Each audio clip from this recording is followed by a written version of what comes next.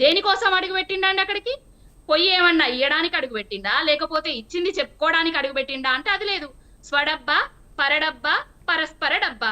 చేసింది ఏం లేక, చెప్పుకోవడానికి ఏం లేక, కేసీఆర్ గారు నిర్మించిన భవనాలను రిబ్బన్ కటింగ్ చేయడానికి మాత్రమే వేయండు. కేసీఆర్ 10 ఏళ్లు నిర్వీర్యం చేసిండా విద్యాశాఖను.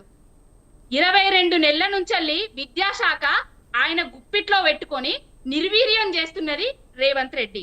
విద్యాశాఖ అంటేనే విద్యార్థి అంటే గురుకులాలంటేనే, ఏదైనా గవర్నమెంట్ కాలేజీలు అంటేనే, గవర్నమెంట్ స్కూల్స్ అంటేనే భయపడే విధంగా చేస్తున్నది కాంగ్రెస్ రేవంత్ రెడ్డి.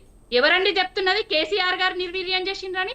కేసీఆర్ గారు చెయ్యవలసినవి చేసిండు, చెయ్యబోయ్యాయి కూడా చేసిండు. ఆ భవనాలను నిర్మించిండు, విద్యార్థుల బతుకులను మార్చింది కేసీఆర్ గారు. లేనిపోని నిందలేస్తుండ్రు.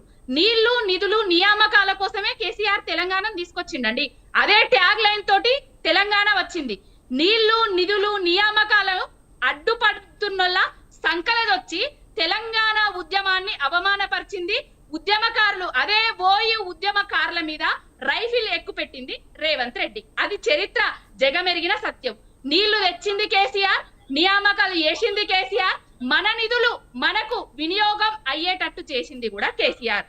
తెలంగాణ విద్యా వ్యవస్థను అస్తావ్యస్తం చేస్తున్నది రేవంత్ రెడ్డి.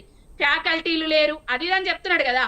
మరి 22 నెలల తర్వాత ఉస్మానియా యూనివర్సిటీకి పోయిన రేవంత్ రెడ్డి 15 రోజులల్లా కోదండ రామిరెడ్డికి ఎమ్మెల్సీ పదవి ఇస్తాము అని చెప్పిండు. కానీ 15 రోజులల్లా విద్యార్థికి కావాల్సిన అన్ని సకల సదుపాయాలను అందిస్తాం అని చెప్పలేదు కదా.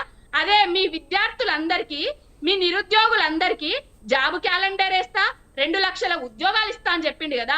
ఈయన ఏదో కేసీఆర్ గారి హయాంలో చేసిన 50,000 ఉద్యోగాలు, 60,000 ఉద్యోగాలు ఏదో 10,000 యాడ్ చేసి నేనే ఇచ్చినా అని చెప్పుకుంటాను కదా.